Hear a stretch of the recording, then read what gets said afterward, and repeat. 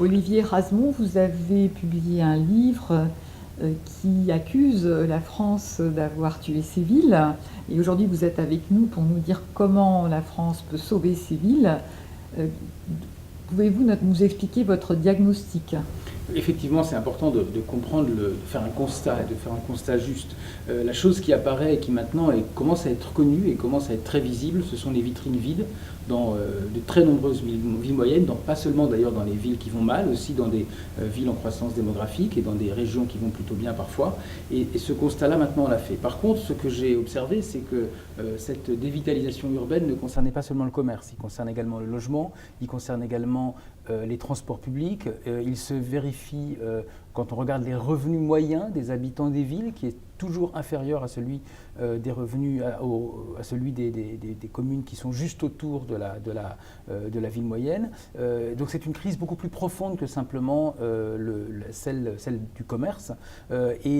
Quand on observe tout cela, on se rend compte en fait que c'est le résultat d'une cinquantaine d'années d'étalement urbain, c'est-à-dire qu'en fait on a tout simplement pris les équipements de la ville, le commerce, bien sûr, la grande distribution l'a fait largement, mais aussi les équipements comme les hôpitaux, les maternités, les piscines, etc. Et qu'on les a mis en dehors de la ville. On a construit en fait la ville en dehors de la ville depuis 50 ans. On continue d'ailleurs à le faire. Et c'est ça qui provoque cette crise des villes aujourd'hui. Ce ne sont pas toujours des villes en difficulté.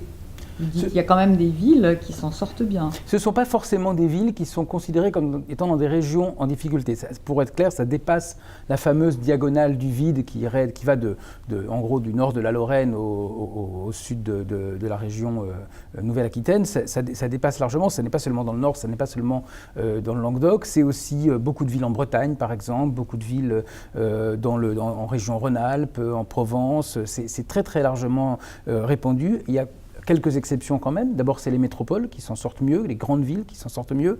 Ensuite, c'est les villes touristiques qui ont une résilience également plus forte. Et puis, ce sont également les villes isolées, les bourgades isolées qui sont en moyenne montagne. Et quand on observe ces bourgades, quand on y va et qu'on les découvre, on s'aperçoit qu'il a été compliqué tout simplement de construire un hypermarché à côté parce que la topographie ne le permet pas, et puis que par ailleurs les routes sont sinueuses et donc il n'est pas possible de s'échapper. Et donc on a finalement une résilience de ces petites villes également.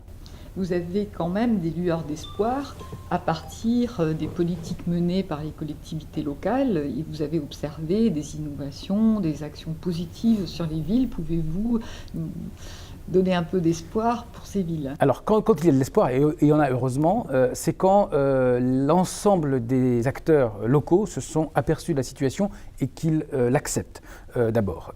Et ensuite, ça vient des élus, mais ça vient aussi beaucoup des habitants. D'abord, il y a de plus en plus d'élus qui commencent à avoir compris qu'il ne faut plus faire d'étalement urbain systématique, qu'il faut réfléchir à l'emplacement des infrastructures, à l'emplacement des équipements, qui disent non aux grands distributeurs, par exemple. Il y a beaucoup d'élus également qui ont compris qu'il fallait réorganiser leur ville pour non pas forcément attirer des gens qui habitent très loin, mais faire la ville pour ses habitants. Et puis, il y a, et ça, moi je suis frappé quand je voyage en France, je fais ça toutes les semaines au moins, je fais un ou deux déplacements en France dans des villes que je connaissais d'ailleurs pas forcément au départ, et je m'aperçois que partout il y a des citadins qui sont bien décidés à ne pas se laisser faire. Et ça, c'est plutôt une très bonne chose. Ça veut dire que d'abord les villes constituent un patrimoine extraordinaire, pas seulement un patrimoine bâti, aussi un patrimoine historique et géographique. C'est un lieu de rencontre, c'est un lieu c'est le lieu où se creuse la société d'aujourd'hui, où se fait la société d'aujourd'hui.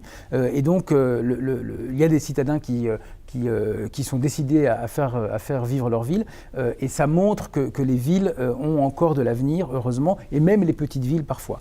Donc je crois beaucoup aux citadins, aux citoyens de la ville, en fait, tout simplement, et aussi à certains élus qui ont compris la situation. Alors, quels conseils avez-vous à donner?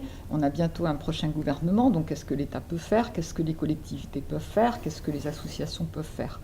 Je crois que l'État a une très grande responsabilité aujourd'hui. Pas forcément pour ce qui s'est passé, ça y est, c'est fait, mais par contre pour la suite. Je pense qu'il faut vraiment prendre conscience qu'il y a un risque important de voir les villes de France, les villes moyennes en fait, et les petites villes se dévitaliser totalement, à l'image de certains villages d'ailleurs. Et donc il faut absolument prendre conscience de ça. Il faut qu'il y ait des politiques. D'abord, il faut qu'il y ait un engagement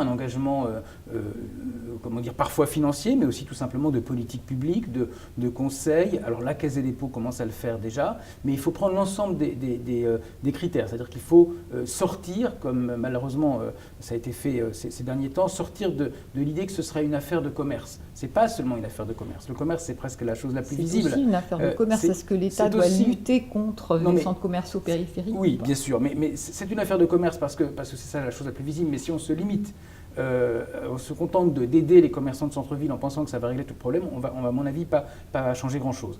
Évidemment, il faut arrêter pas la grande distribution, il faut arrêter les centres commerciaux périphériques, clairement. Et d'ailleurs, la grande distribution l'a en partie compris parce qu'elle réinvestit dans certaines villes également les villes elles-mêmes. Et puis, il faut probablement mettre de la... Alors, c'est un peu un mot que j'aime pas trop, mais enfin, c'est simple. C'est mettre de l'intelligence dans ces villes. C'est-à-dire, ça veut dire qu'elles sont bêtes aujourd'hui, mais ça veut simplement dire qu'il faut faire venir des gens, il faut accepter de regarder la ville d'un peu plus loin, de la parcourir, et de la parcourir à pied aussi. C'est très important de parcourir à pied la ville. Il ne faut pas se contenter de faire des politiques sur un plan et de faire des quadrillages sur un papier. Il faut aller dans la ville, s'y déplacer à pied, regarder dans quel état, c'est tout bête, sont les trottoirs, regarder si la ville, finalement, si les habitants de la ville peuvent eux-mêmes profiter de leur propre ville ou finalement, parce que les trottoirs sont en mauvais état et que l'espace public est de mauvaise qualité, ils feront comme tout le monde, ils prendront leur voiture pour aller au centre commercial. Donc des urbanistes arpenteurs. Il faut des urbanistes, il faut des sociologues, il faut des géographes, il faut des citadins aussi tout simplement, il faut des élus, il faut tout le monde. Et je pense que c'est vraiment un enjeu qui, là encore, bien sûr qui dépasse l'enjeu du commerce, mais qui dépasse aussi presque cet enjeu des villes. C'est-à-dire que c'est aussi l'identité des citadins et donc du pays qui est en cause aujourd'hui. Merci beaucoup Olivier Rasmont. Avec plaisir.